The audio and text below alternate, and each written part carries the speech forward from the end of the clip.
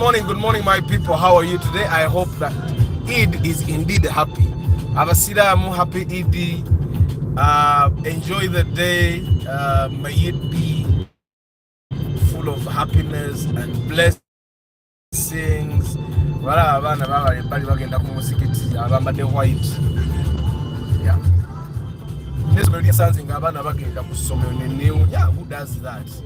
Abana bali at least baby. Whatever Arthur overslept. But imagine the kids that wake up every morning, they don't even want to wake up. So we wake up when we want to go to work. The kids don't really want to wake up. Yeah, but I hope your morning is good. I hope you slept well. Farouk, Abi, happy Eid, Anage, Hasmat, happy Eid, guys. Abasiram, mwena, happy Eid. Abasinga no wano si basiraamu bakatuliki ati omanyi kati twakula tumanyi bw'oba toli musiraamu oba mukatuliki. But happy Eid to the Muslims. One thing I admire about Muslims is the way they dress in their kanzus. Usanga omuntu ng'ayambadde n'anyuma nnyo. The way they dress is a way of them separating their prayer days from their normal days. You get separating their celebration days from their normal days. Yeah, you know, Muslim gwensanze nga family yo najitadde mu Subaru eri ya tabu ngajiwa air inlet wali ku bonnet kyamaanyi ngadduka ndoza kimanyira nga bagenda mu kyalo eyo. Yeah, but I hope you guys had a good night. I hope you wabatoli bulungi nnyo genda mu ddwaliro bakeberemu koterere bakwedagala oterere. But you know, there is a feeling of health, being healthy. Sometimes it takes time for us to appreciate our being healthy. I think was it on Saturday nava okudduka nenzija nenaaba nenziramu nenebaka, and then I woke up and I felt very healthy, and that's a feeling that we rarely get to appreciate because we don't really take it in. That day I personally took it in and I breathed in the life that I had, and I appreciated it even more.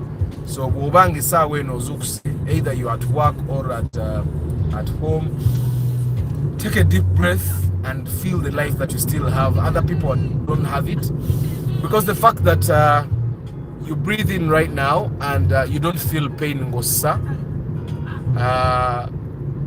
that should be something that you appreciate. The fact that you can breathe in without help of any machine, ate mukamera mwebaze namwe abagenda okusala essaawa eno ekyo kintu mukama mukimwebaze eko nnyo okuba nti you can breathe in noba nga tolina wakuluma, you can walk nga tolina wakuluma, kitegeera.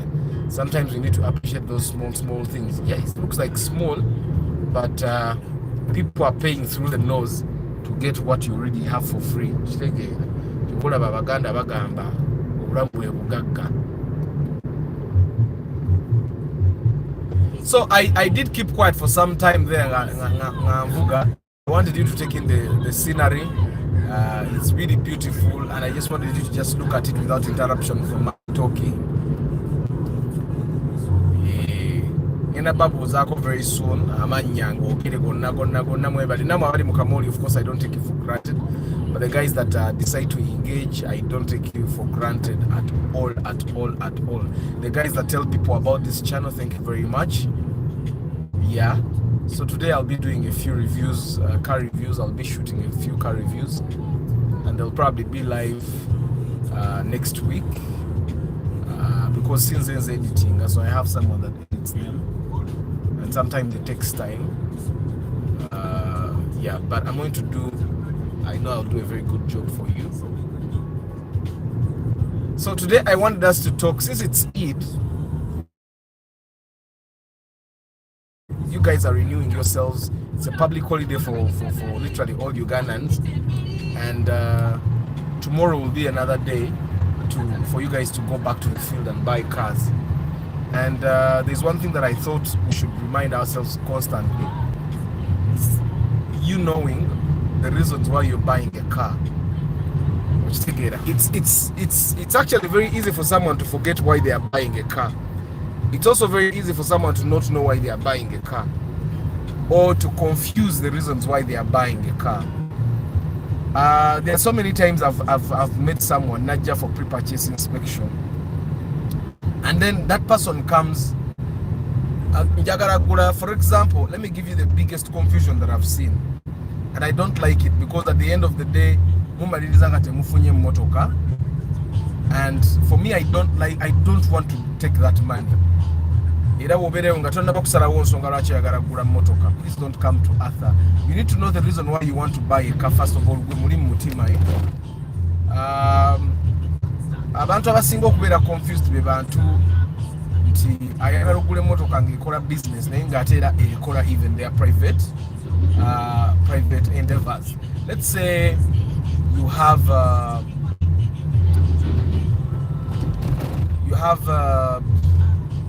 shop, for example, otunda blankets, otunda masuka, and you want to buy a car that can help you with that, while also you drive that car.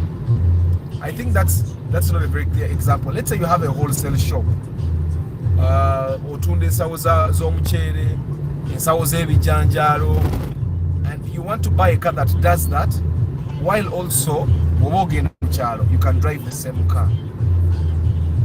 I understand that majority of the time when you guys come to buy cars, the one thing that confuses you is you guys want comfort. Comfort yo mujagala nnyo. That's the starting point of confusion. There is no car that does business that is comfortable. Never bang sort of multi-purpose, it can't be comfortable. Which it's probably something that you should always remember. You know about drone here. The drone is comfortable for people that have not sat in comfortable cars. A person that has sat in that Alphard will never tell you that the drone is comfortable. Because the drone is not as comfortable as the Alphard. A person that has sat in the car that I'm driving right now will not tell you that a Chigege or a drone is comfortable. So the comfort of the two cars is different. But the drone can take you to the village with your family. It can also give you business. It can also do business.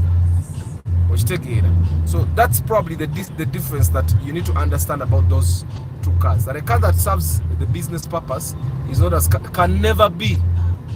Okay, let me just make that clear. It can never be as comfortable as a car that is a saloon. Let's say that performs the job that a Primo or that Exiga does. Which take it. Hassan Matenge, happy Eid, my brother. Banange nete wadyambise. Nalikizenga bwe nva mu kibuga mpitirako onendya ku binyamanyama. Mugalasi Joshua Mixed Farm, Bashir Mukalazi, Mugumyo Misach, Kavuma Farouk, Bukenya Abi, Mutumba Padi, Asmat, that's Hassan Matenge, Cosmas Agava, Edrin Mugerwa, Amina Edrin, Dogmeister, Chivumbi Alex, Chigozi Stanley, Africa Carota, Joseph Barikudembe, Chitumba Solomon, Karim Habat, Karim, happy Eid, Eric Chinene, happy Eid. The long comments but I'll read them before I get off the broadcast. Besigensi Kenneth, JK of course, Jay Sekaja, and Dennis 12 and Victor Blaise. Thank you very much for engaging on this video, and happy Eid. So the reasons why you're buying a car, let me also make this clear, guys. A Moroccan business cars are not fuel efficient. Business cars are not fuel efficient. There is a confusion, guys, that edda abantu bagulanga emmoloka za diesel nga bagamba zisevinga. Emmoloka za diesel tezasevinga nga nti tezinywa. Emmoloka za diesel edda zasevinga nga because amafuta ga diesel gabeeranga cheaper than petrol by at least 1,000 shillings. Ompulira? Kati ng'omuntu agula liita, bw'agula liita 5 aba asevinze 3,000. Okitegeera? Bw'asevinga 3,000 ate amafuta gedda gabanga ga 2,500 3,000. Kati nga gwe woogula liita 4 owa petrol, the diesel person buys 5 liters or even 6. Okitegeera? So that's the saving that diesel cars used to make, and that's why people bought those diesel cars. 2, majority of the diesel cars that people used to buy a long time ago, nga bazivuga mpola mpola, tezabanga za muwawa. Era abantu abagulanga diesel cars a long time ago were big people, abantu abakulu ababanga ne sente.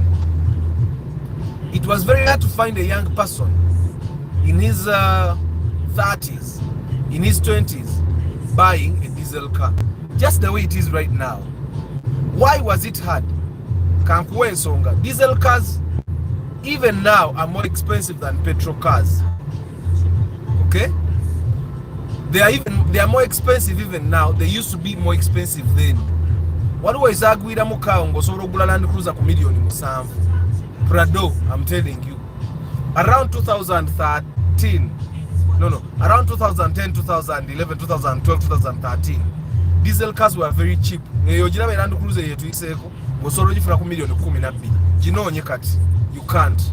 Naye nga zaagwamu ku bbeeyi okitegeera. Now, what happens right now?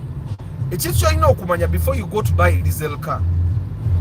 Because majority of the times when you're going to buy a car gy'oyagala ekole multipurpose, you're going to buy a diesel car. Diesel cars are expensive to service, they're expensive to buy, they're expensive to repair in terms of engine. I think a majority of diesel cars that are cheap, by cheap I'm saying much more as affordable as petrol cars, have faulty engines. Ompulira. Bw'ogamba nti kogule, for example, a Hilux that is like 25 million, it has a faulty engine, sure deal. Kebere hard body at 25, you're going to drive it, or is obutachirabirawo, but you'll see it in like a couple of months that the engine is faulty. Okitegeera, emmoloka kati gy'oyinza okufunanga engine ennungi at 25 eyinza bakigege, ate nga nayo yakunoonya nnyo bw'oba teweebeereddeemu, you'll also get it with a faulty engine. Okitegeera. Now, what am I saying? The reasons for buying cars, if you're going to buy a purely commercial car, have a focus. Ogambe, I'm looking for a purely commercial vehicle. Purely commercial. Don't try to mix these two things. Because I find that whenever I try to mix these two things, we lose a little focus there. Let me also make this clear. Guys, if your concern is I'm buying a car, but because of fuel consumption, don't buy a car. Don't buy a car. Let me tell you, I drive this car. Jivuga AC, even right now I have AC in this car. And there's a confusion that people have. I was with someone some time back and they told me that their sister has a fielder and it gives her 19 kilometers. Nasibye mitwala atano because sure deal teri field kwa 19 kilometers okujjako nga hybrid. Teri field kwa 19 kilometers per liter teri yo. Okujjako ng'ovuga highway yokka nti ogenda givuga full tank nga bw'ogitaddemu ogivuge highway nga tewali jam, ogitandikirawo ematuga ewatali jam n'ogivuga paka ggulu n'okomawo paka awo nti ewatali jam. Naye ate era eyinza obutaweza 19, eyinza okuwa nga 16. Emmoloka za VVTI zino, guys, I find that you guys, as you buy cars, you give the issue of fuel consumption too much importance, a lot of importance that you should actually be giving it. Someone still told me that they believe a Wish gives 16 kilometers per liter. Kebere Wish eya Valmatic eyinza obutakuwa 16 kilometers per liter nebobera ku highway. Ate bw'oba ovuga mu kibuga wano, majority of cars will give you 13 kilometers per liter. kebere vits eya sisi 1000. I'm telling you this because I've driven them. Zenavuga vits eya 1000 nevuga vits eya sisi 13 kati vuga of them will even go lower. Okay, so as you try to make a decision right now ngogule motoka tewabawo omuntu akulimba nti Sienta can give you 20 kilometers per liter. Mpozi emotoka Jessica kasa mileage je kuwa kuba yunga yonze nga Arthur sinagivugako for a very long time. Ye paso eyinza okuba esobola okuweza 18 kilometers. The paso, but the paso that I think can give you that mileage would be the 1 liter paso. It would be the 1 liter paso. It can't be the 1.32 SZ paso. The 1.32 SZ paso will also give you 13. But even the 1 liter paso will give you that mileage in Gerovuka highway. It can't give you that mileage in of Orimuchibuka. Muchibuka, even the 1 liter paso will give you about 13. So now that's the average mileage that car will give you. Okay, so don't go trying making a decision ngogambe emotoka tejja kunywa ngenda kunywa ng'omutwalo ngende mu kibuga zire wange. Also for the people that live outside Kampala, Bambera, Namayumba, Mbeera Bombo, Mbeera Karaji, Mbeera Mukono, you guys, Mbeera Namugongo, all your cars are going to give you 13 to 15 maximum. 15 egenda kuba hybrid. Ngovuga nojja mu kibuga every day noddayo. I don't want you to have your expectations too high. Okitegeera 13 to 15. Eyo field ogiraba? Abantu abagivuga ebawa 10. Emotoka right now the reason I'm telling you guys to buy valvematic engines is because they are the engines right now that give the best mileage. But even they don't give you 20 kilometers, they don't give you 19, they don't give you 18, nazozo kwa 15. At least for the valvematics, I know that you'll get the 15. You won't get the 20. It's important that you have the proper expectations of cars. Now, if you are one of the people that is buying a car for strictly, you are buying a car for good consumption, get a grey hybrid. I don't know if you guys, I'm trying to be clear. Omuntu yenaina anonya agala ogule motoka naye ekigiguza is consumption. Ula hybrid. Teweta wanyana VVTI. Because I am sure a hybrid will give you 20 to 25 kilometers per liter. The Prius, the Kaundo hybrid, Alphard hybrids, the Fielder hybrid, jogging. The motokanga hybrid, ononya fuel consumption in no. But you also have to understand that a hybrid right now, mubodi teri hybrid ekawanswa million yana.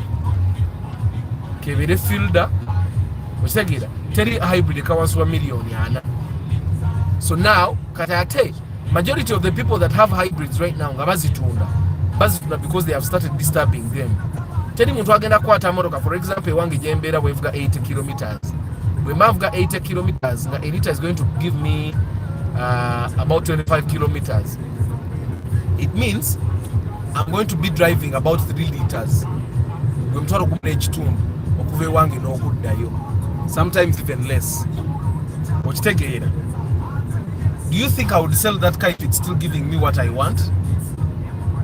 I can't. One thing you need to understand about people that have cars is that we are addicted.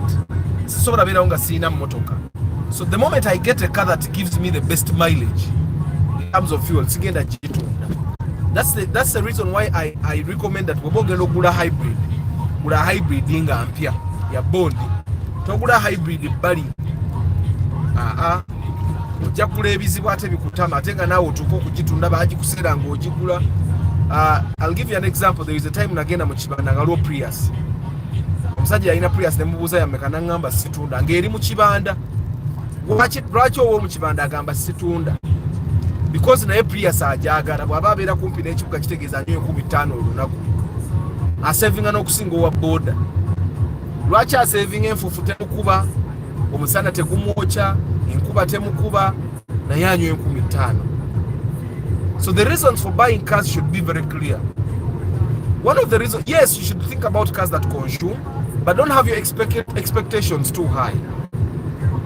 And for you guys that want to know exactly emotoka enywa eti ebituufu, emotoka okakasa emotoka enywa ogisaamu full tank, okay? Enywa y'emmotoka entuufu muve ku bya Google, muve ku bya average ebiri mu kisaawa. For you to know exactly how a car consumes, what mileage the car actually gives you, take a full tank y'amafuta etuuka ekyuma bwe kikoona pa bakijjemu. Drive whichever distance you're going to drive, go back to the fuel station, damo juzeewo kikoone pa opime liters zonywedde ne kilometers z'ovuze. That's literally the only way for you to know the mileage of the car. Tewali ngeri ndala ya kumanya mileage ya motoka okujja nga omaze gisaamu full tank kitegeera. I'm telling you this because ebintu bya Google biguumaaza. Ku Google bakugamba the VITS is supposed to give you 18 to 25 kilometers per liter. Teri yekikuwa. Teri VITS ekuwa mileage.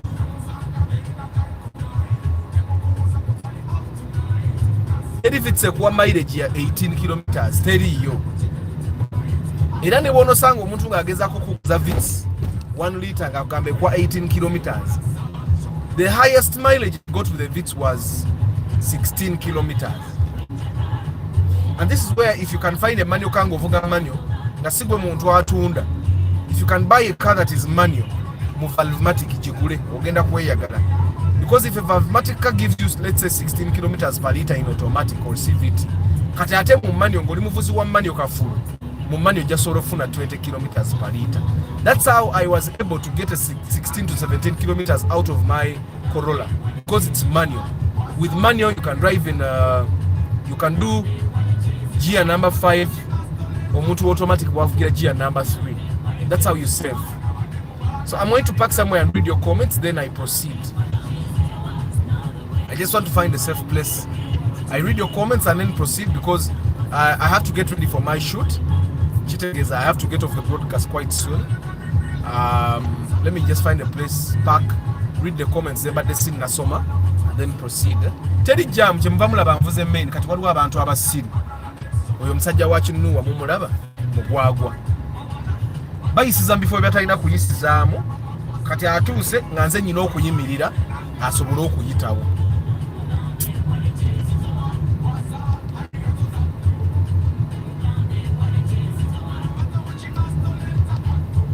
Abantu abamu obwongo bwabwe. Sometimes I get disappointed.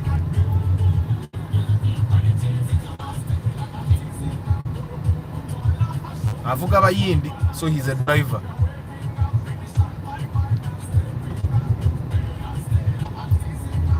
So let me park here and read some of your comments, guys, then I proceed.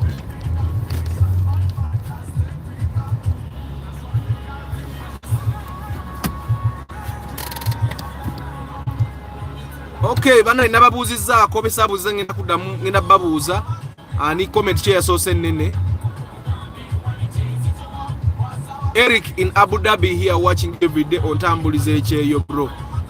We'll holler at you when I return. Amina, Amina, Amina. You're buying your mom a car. Amina, Amina, Eric. Basically, I need advice. I saw a good Subaru Impreza 2008 in my budget. I've been with the RAV4, so I'm scared of low ground clearance. Low ground clearance cars, they give a Mokayo RAV4 Jidaba, Taina Chamanche, younger clearance Subaru Impreza. Taina. Go ahead and buy the Impreza. But the Impreza 2008 is most probably CVT.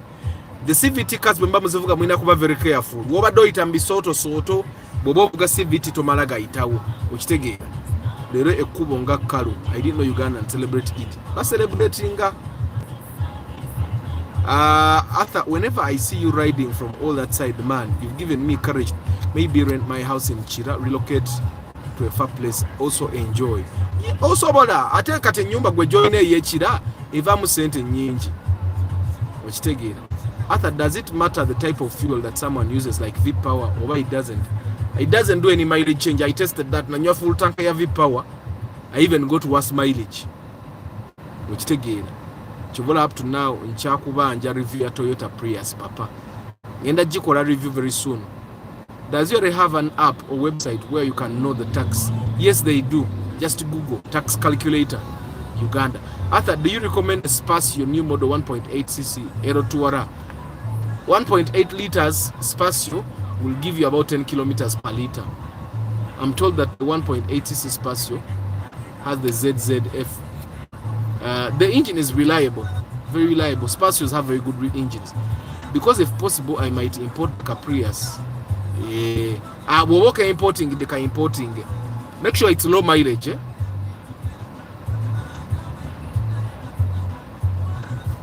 How can you differentiate between the two? Okay, Kaundo 2010 and Mark X, which one has high mileage? Kaundo actually is a Moroka 2010 zone zinywa bulungi okusinga enkadde. A strike has been issued on your account due to multiple violations. Regarding hate speech, termination of your channel will commence if your life doesn't end in 5 minutes. Oba anyo ne yakoze channel oba no bahaka.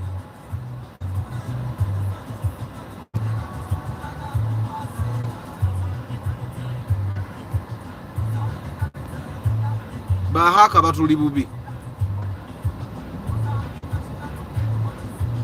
My friend, ask again whether on 15 to 20 minutes you'll get a Kruger.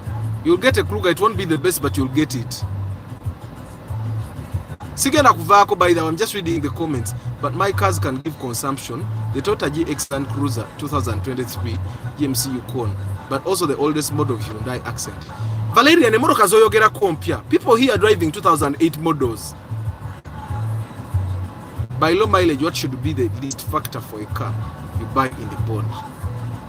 That's not a YouTube notification, Valerian. You cannot hide a YouTube notification. I tell YouTube notification. It is a live broadcast. A YouTube notification was a phone message.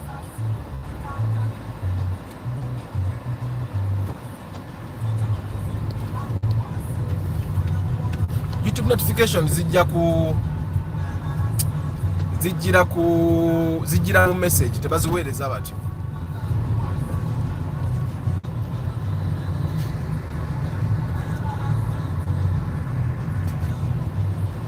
So anyway guys, bwoba ogenda kugula emmotoka bw'osalawo nti oyagala kugula commercial, for example bwoba oyagala motoka ya ng'ogenda kugula motoka ya commercial oba katugeze ng'ababazi bano, decide ogule lumu pickup. Ngenda kugula pickup ngenda kwetika nzigi zange. Ate togamba njagala ngule double cabin yetika enzigi entwalire mu kyalo. If you're buying a car for strictly commercial, you should decide to buy commercial. Ochitegera. After, how is a car consuming at 0 mileage? Because I saw you driving one. Emotoka eyo mugiraba. Emotoka eyo gye navuga ya 0 mileage amazima nali akasente. So I cannot say anything bad about it. But like always, emotoka empira mpya.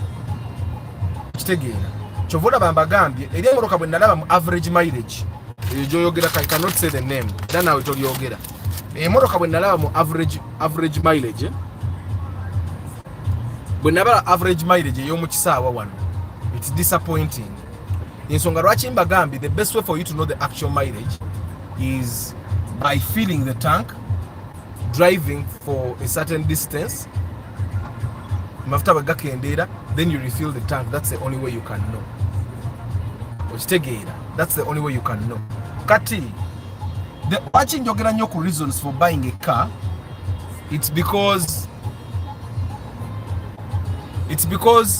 ebiseera ebisinga to mixinga. Buli bwo mixinga, the reason why you're going to buy a car, weesumbuwa ate okoleramu ensobi. Let me give you an example. Tulina twagendako okunoonya emmotoka n'omuntu bwe tugenda okunoonya emmotoka n'omuntu bwe tuba tugenda ku makya n'agamba you know what njagala emmotoka ng'esobola okukola commercial and private. Now normally bw'oba onoonya emmotoka ekola commercial and private, there are certain types you look at. Mwezo type mubaamu probox,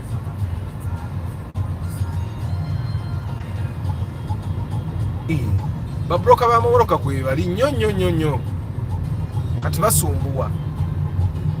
And babroka abasinga, by the way, babroka si be babye ekiri awo, but there are some elements of brokers nga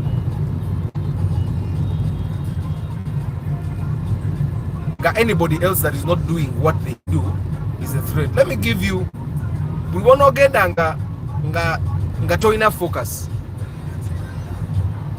obanga focus steady you na ne budget intono, the brokers are going to help you make a mistake because bote bafaayo buli wona ogule moroka ngo malaga gula. Let me akantu kano mbadde ngera kera bila, you know, omuntu yanyumiza yagula emmotoka yagula kibina, and this person nagamba yagula kibina naye kibina ng'emunywa nnyo, and it's the reason lwaki yali very cautious okugula emmotoka etanywa mafuta.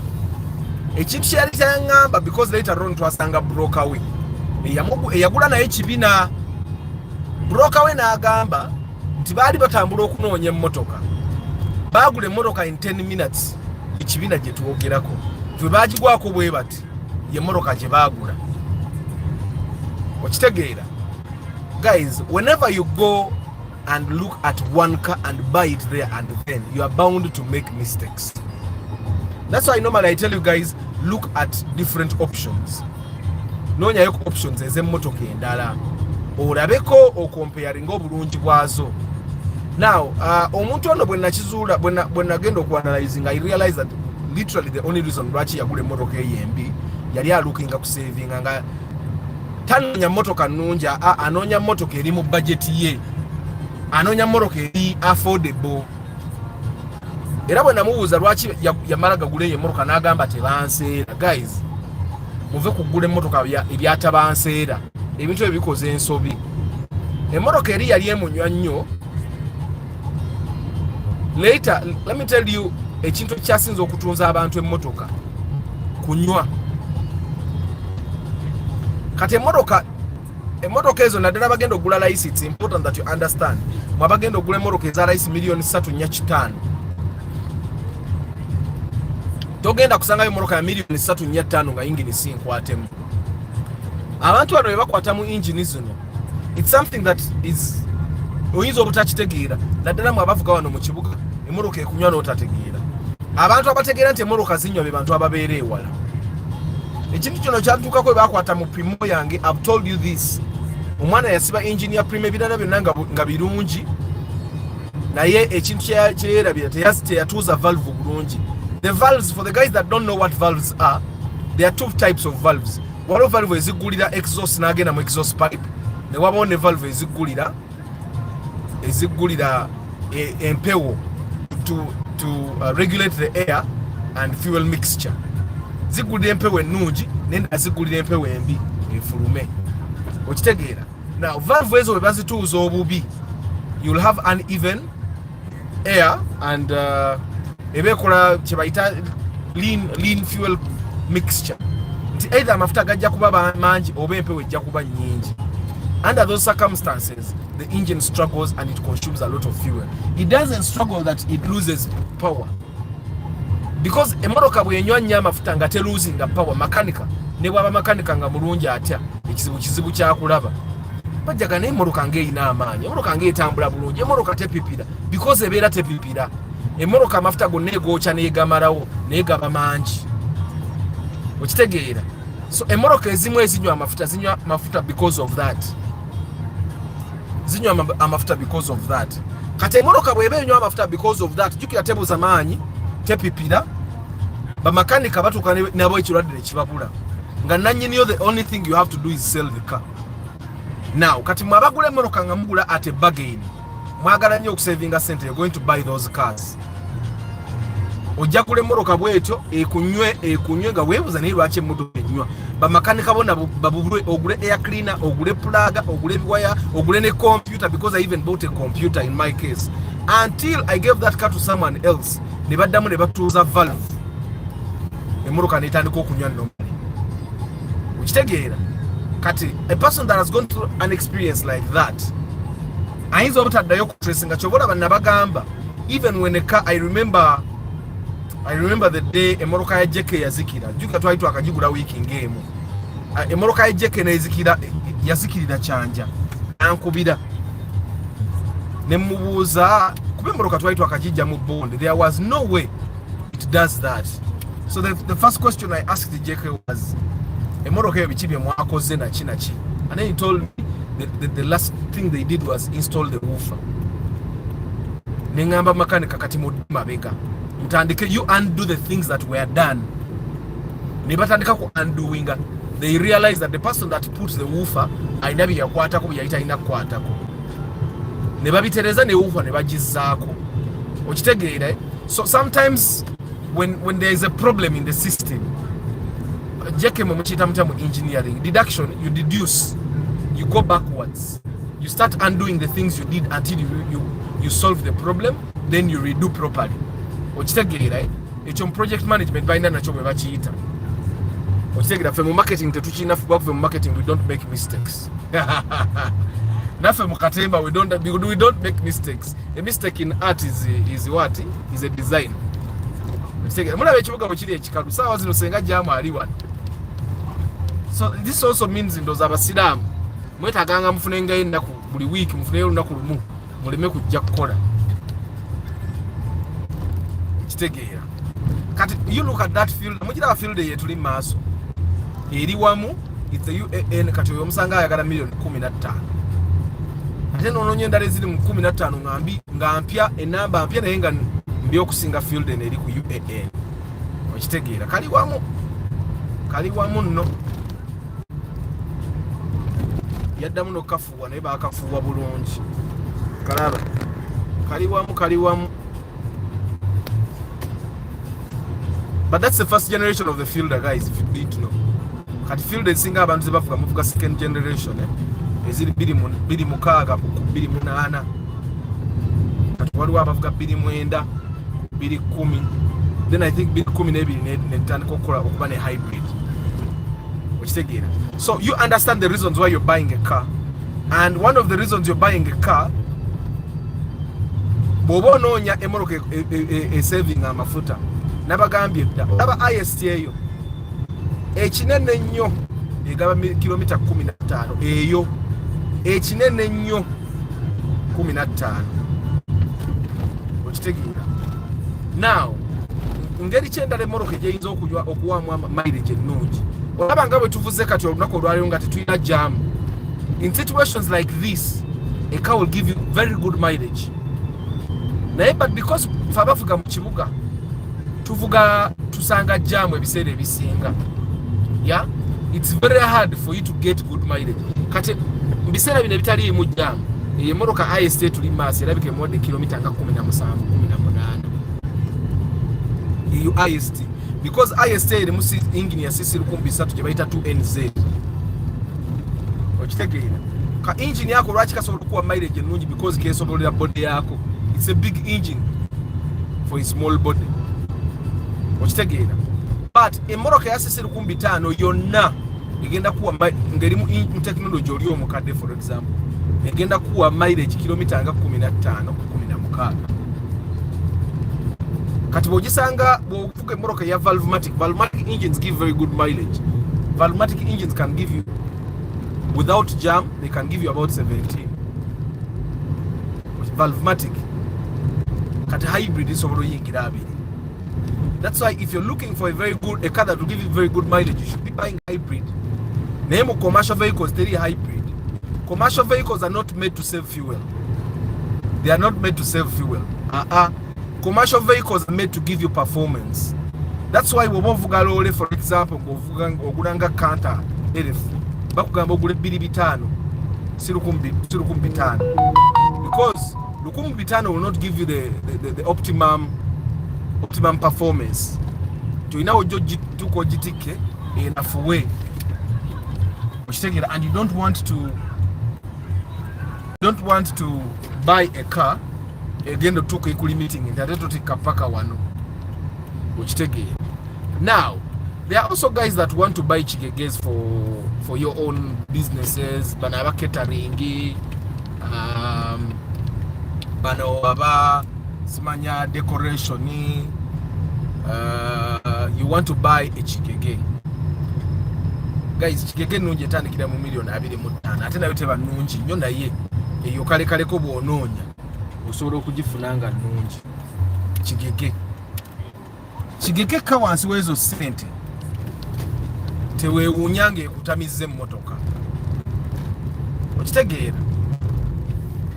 Ekyo nkigamba mpozi bw'ogula chigege ngeyo ng'ogitwala ekole eyo mu kyalo eyo gitute ebugiri eyo deep down evuga taxi z'omu byalo eyo chigege esobola okukola because chigege ze million 18 19 ezisinga njiye was starting from the wiring baba muyiya suspension nga mukaaga nga wetaaga kugisiba ate n'okuddamu okugisiba ojja kwesanga egenda kule million nga 3.4 because ebintu ebisinga mu engine ebiba bya ku replacing kama bwakutaasa ne weesanga nga to you don't need to replace a blocker the engine block because that's literally like the most expensive thing for you to replace. Chiwali bade to replacing.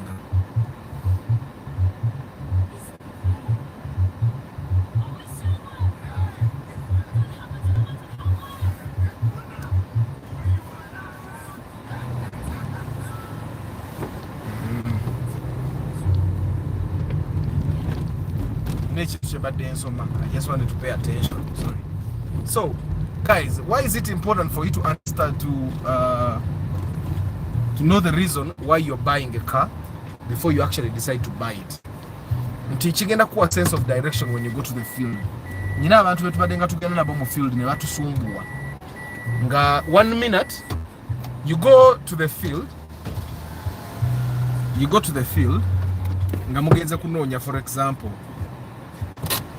Nga mugenze kunonya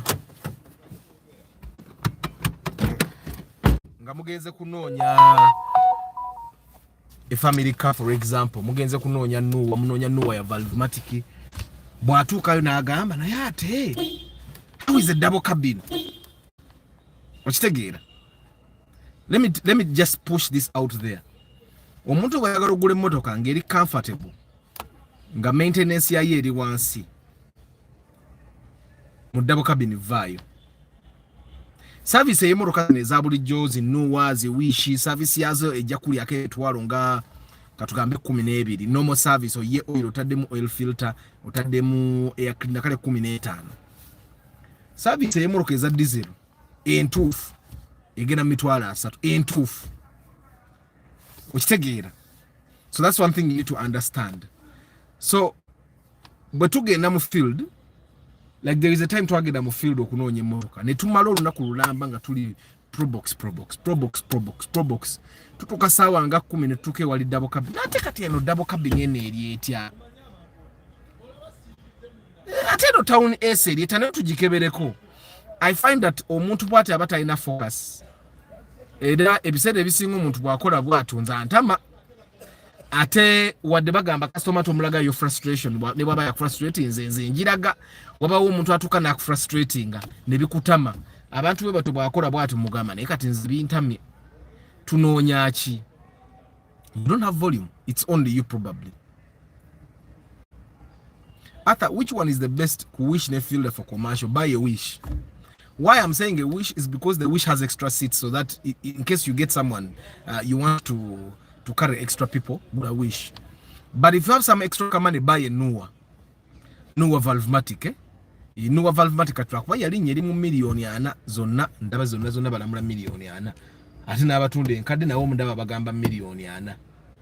Okitegeera. So me, I would recommend that you buy a Nuwa because it gives you bigger space if you're buying for commercial. Wish jireke. Now if you're also buying, you want a car ngo yagale moroka nge kola commercial na inge saving am after gule moroka ilimu Valvematic. Okitegeera. Naye ka ne ice tinazo zilimu Valvematic. Edi high. Karimu naye katwalina volume Allah subhanahu wa ta'ala ayagala ogenda osaali togenze ku muzikiti okitegeera. Council Patrick Asiku, good morning. I need warnings for buying a Subaru Impreza and what is good on it. The Impreza will give you better mileage than the RAV4, but in terms of maintenance it will literally be the same because Subarus are not very affordable. A friend has a Spacio old shape but it consumes 120k from Entebbe to Mukono. Is it normal? Spacio old shape erimu engine because mitwalo 12 that's a lot of money. Ajikebere indala nsonga lwaki enywa because let me see from Entebbe to Kampala and back emoroka zinyo emitwalo 3 kwena. From Kampala to Mukono yali badde anywa kale kinene nnyo emitwalo nga 7 because ayina stretches zavuga. Kati bwe abavuze express because you do the express until where you get it. Oba till nalya novira ka ono iteseta bwotyo. Emoroka yali badde munywa emitwalo nga 8 kali si 12. 12 emoroka enywa nnyo. Enywa nnyo aje atwale wa makanika bamukebereremu. Probox 1.3 is it a good buy? No, don't buy a Probox 1.3 liter. Does it even exist? I've not seen it anywhere. Don't buy a Probox 1.3 liter because nobody buys a Probox for SAPE. Most of you guys that buy Proboxes, you buy Proboxes to mistreat them. So don't buy a Probox 1.3 liter. Yes, Alex, you can reset the password yourself. Kastobanga email address erimutini ojina. Which tegera. Arthur, do you think the Spacio new model UBH at 27? No. The engine and interior are still intact. The mileage is still low. It has a 1.8. No. Alex, million 27 ofune moroka mu bondi. Kati tuganye mwe mulowooza Spacio yezo ngumu. Na ye, come on, ogenda jibukira. No, ate sigamba nti kinedda genda mu bondi million 27 ovayo ne moroka mu bondi. Ne bwoba togenze nange genda mu bondi oje moroka mu bondi nedda. Spacio egenda kuwaki emoroka ya bondi kyetasobola kuwa. Kyekyoka kyobo ngamba nti Spacio egenda kumpa kino emoroka jengula mu bondi million 27 tesobola kukimpa. Genda mu bondi Alex nedda. Emoroka ya 4-wheel drive ne ya 2-wheel. Emoroka ya 4-wheel drive ebera ne diff. Era emoroka ya 4-wheel drive ya beyo ku maintaininga because kumpi buli kimwe kiri maaso. Olaba nga tujira obukono biki maaso. Emoroka ya 4-wheel ne mabege bayo no nebye ebintu. So eba ya beyimu. Okitegeera. I drive a RAV4 1998. What do you think about upgrading to Wish? It will not give you the same ground clearance, but the Wish will give you better mileage. Ejja kuwa mileage eri better Solomon. Up to 6 CDs, but I failed to put more than 1 CD. Can you? Diego, people still use CDs. You guys, watch ali abantu abakozesa CDs mu motoka. I thought kati ogwo mulembe twakuvako tukozesa flash. Wanji? Mbadde manyi nti kati tukozesa flash bantu bange. Mukyakozesa CD. Kati nze Micah has 2 flash ports. Two flash ports, so I can put 2 flashes, but I don't even need 2 flashes. It's already so many hard drive. Ofuna hard drive ya GB nga 5. Kicksano hard drive weka soba. Ne radio zenyine kati radio zendeta zina 32 GB internal ROM. Wachitegera zina 32 GB ROM munda. Kitegezo sobola kuteka ko music wa 32 GB. 32 GB kitegezo kuteka ko film nga mmeka because a movie is about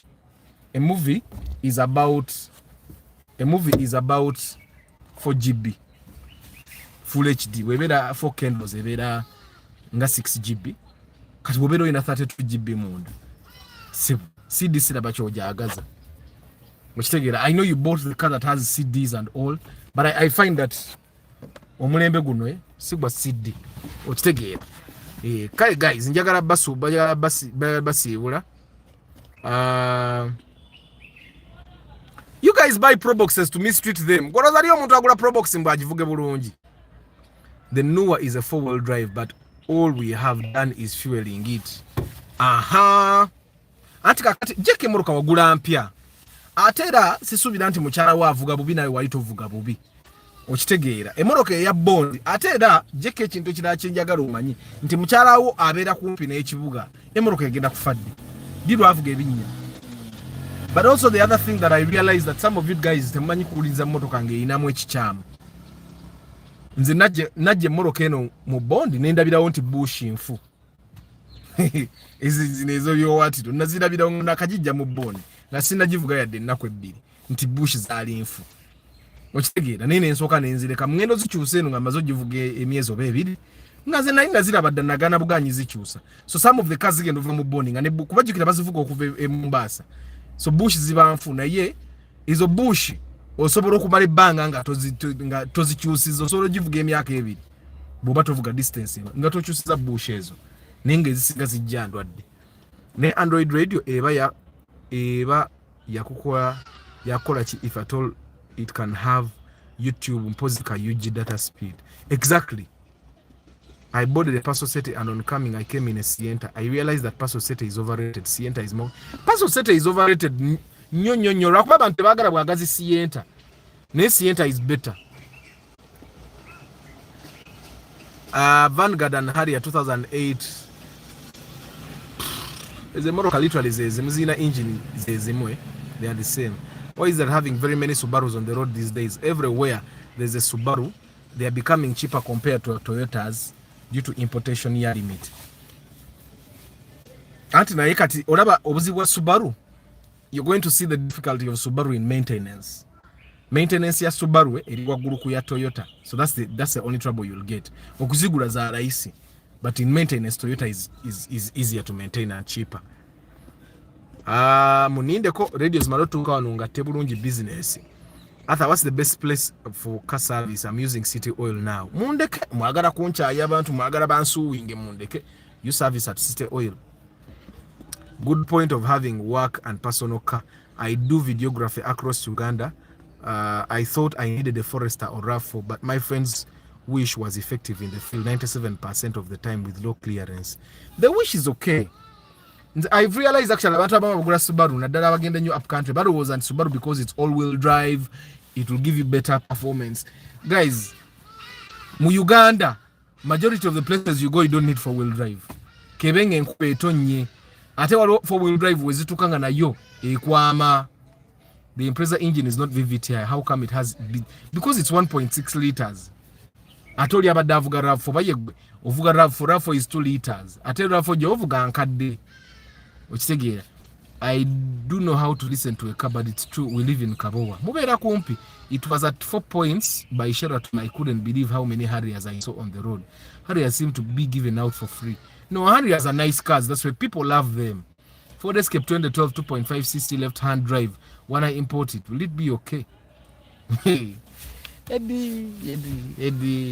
Why are you going to importing? You import. After I have skipped my comment, I'm going to find it. Njayana Basi, I'm going to find it. Bashir. Ford. The organization is the Ford Eddie. Genda mu government parastatals because is government parastatals knows as well. Procurement processes yaze the internal, so they can do whatever they want. Bagula bi Ford yebyo. Bagula Ford nyingi. And I can tell you that abamu Ford is abalema. They packed them.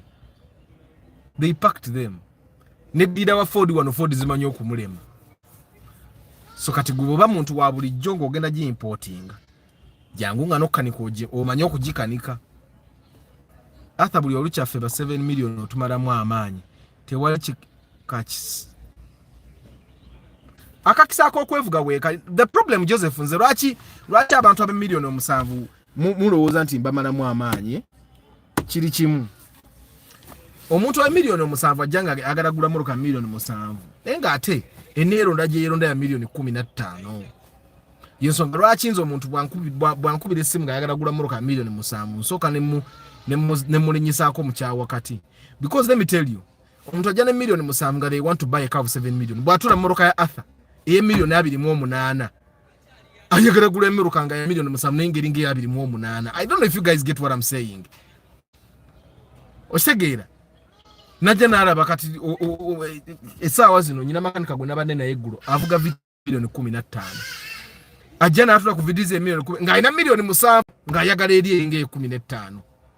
otegeera muntu ajja okugula emmotoka ya milioni 7 oba teweeronda because omuntu ajja kujja ne milioni 7 ng'ayagala vitizi ayagala visitor ayagala rawumu new model ayagala sienta ku milioni 7 okitegeera Joseph nze saagala bamala mu maanyi but omuntu wa milioni 7 kiba kirungi n'omanya milioni 7 zigula ki.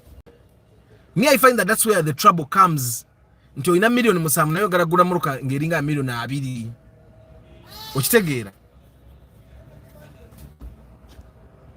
Which other car can I get besides the Spacio 2006? I'm looking for a car, not for business, but for a small family. And which budget, Alex? Arthur, which is very good on long distance. Very good. Can I get a crispy 15? I think you can. You can. And by good, better mean good. Don't say excellent. Don't say good meaning excellent. I need a good SUV because Catractis Jola million kuminatani Jakubanga UBF. Okitegedde tejja kuba mpoomu nnyo. And Alex, you guys are mistaking what I'm saying. For me, the problem is not that you're buying a Spacio UBH. My problem is that you're buying a car that has been on the road at a budget you can get a car in the bond.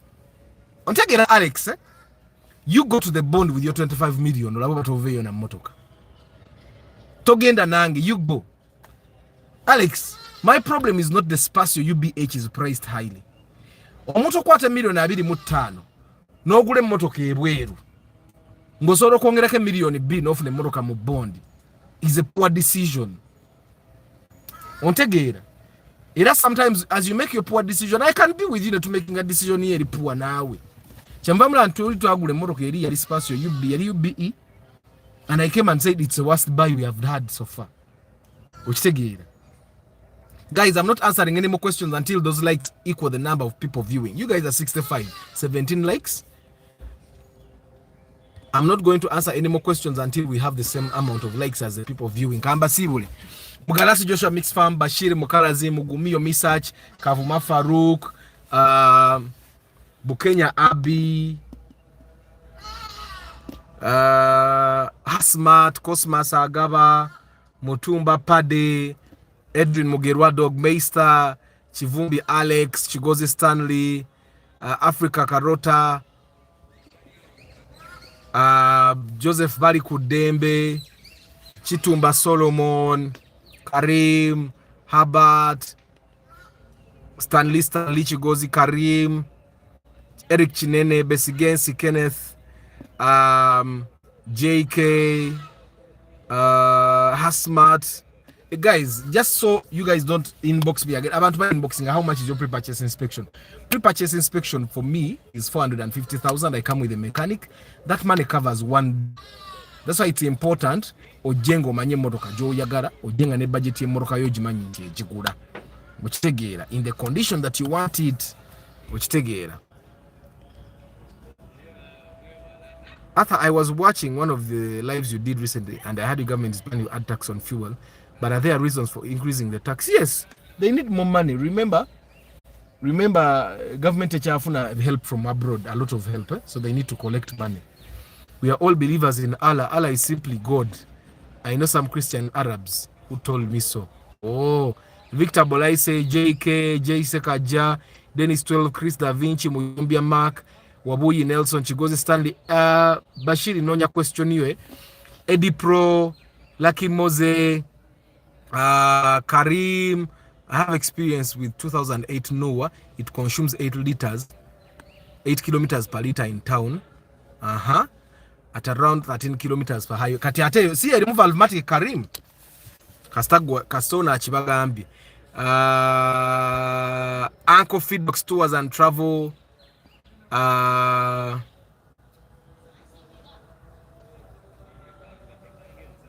King Daniels. Philo, no, why YouTube Yangambe, the YouTube channel is going to be blocked in 5 minutes if the live doesn't end. Over Yanyo, Aboba Haka, Diego Muganga, but low mileage, what should be the list for a car? Okay. That question wasn't clear. I think that's why I didn't answer it. Valerian Serun Kuma, Muganga Gambia, I was told that the Harrier 2010 can take up to 6 CDs. Okay. mwebale nnyo kubeera ku broadcast bannange like the broadcast ziri question ezisembyongera ziddamu nga at least kali tufunyaga 40 likes agaba Francis M Council Patrick Asiku Tusime Eddie Godfrey Tambala David Sembacha Jovan Mugume 27 million can get you a very good car in the bond. Thank you very much Jovan. Era omuntu wajanga ayagala gula moroka yebbali eno million 27 ng'ogyeko SUVs because SUVs ezo sente zitezigula mu bond ninga ogula buno omoroka bafo bwa wansi million 27 ebweru Charisima Rogers Moses Adams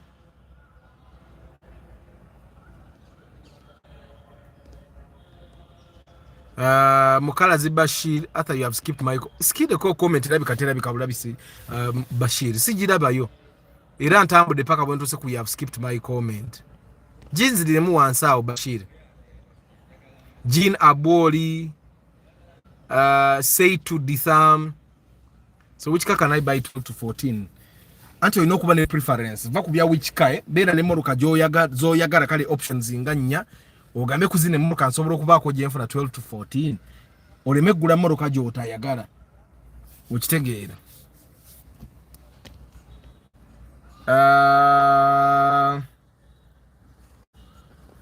Buwembo Joseph Kelly Young Knuckles Marvin Luyombia I need an SUV for 30 million. What are my options? Osobola okufuna RAV4 eri empya nga babiri munana mpaka menvu amalungi kirayi kamugatwala eri bali ne basigaza amabi sibwe kiba amalungi mugatwala eri kuba gano nga tegabaawo wali ono gayabeera n'amenvu amabi kate mpa n'ennyongeza kwata zonna zimpemu amenvu nga mangi kati mpa 5 kwata nkwade sente empitirivu eryawa naabwe bali ne bakuguza amalungi bo ne basigaza amabi mpa manene anti say to this options 12 million ati olina okuba n'emmotoka z'oyagala 12 million osobola okufuna raum new model kasate weeronda nnyo namba osobola okufuna 12 million oyinza n'ofuna naye space new model eba tegenda kuba nnungi nnyo olumu ne engine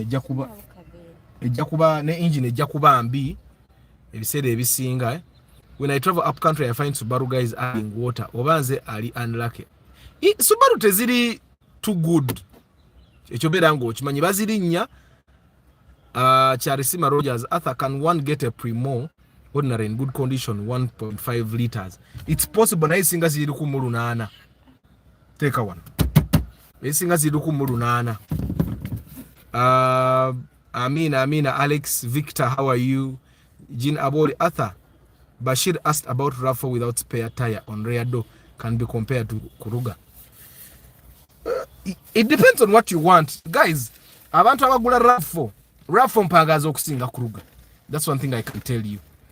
RAV4 zonga zo mpangaza okusinga Kuruga. Okujjako ng'oguze RAV4 eno ya bilibina au ojja kwesanga eba ne engine yemu ne Kuruga. Okitegere eba ne engine yemu ne Kuruga. But any day the Kuruga is of course much more comfortable than a RAV4. But in terms of selling, the RAV4 maintains resale value. Teta sente ate Kuruga kuba kati Kuruga zasse. Luli Kuruga ng'ononya Kuruga ya million 15 nekubula kati impitirivu. Okitegeera. Kati nkutegedde Bashiri. Zombi emmoroka ezo nnungi naye bw'oba ononye emmoroka eneesigazaamu ssente zo zireme kufa nnyo gula RAV4.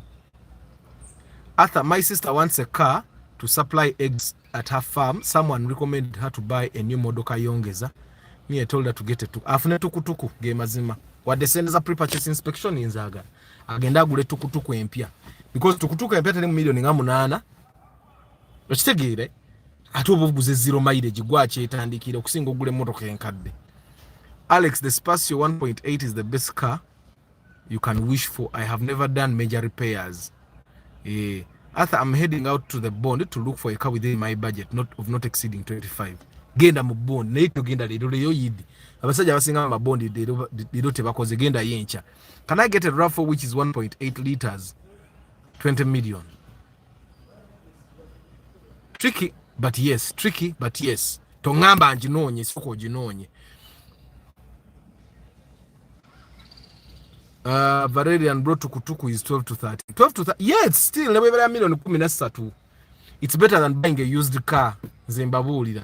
But guys, kamba sibule happy Eid. Mukama bawo mukisa abasira mbale mugende musale. You bought a tukutuku 2 years ago. Nainga mugule mwe bagayi akayongeza tekaina nnyo mulamwa mugule tukutuku empya nga gwaje etandikidde ekolera emyaka jonga jijjo. Bana mukama bawo mukisa guys. Happy Eid. May the good Lord be with you as with me. Abagenda okusala bana nange munteke muswalaza mmwe. Amina mukama bawo mukisa. Ciao.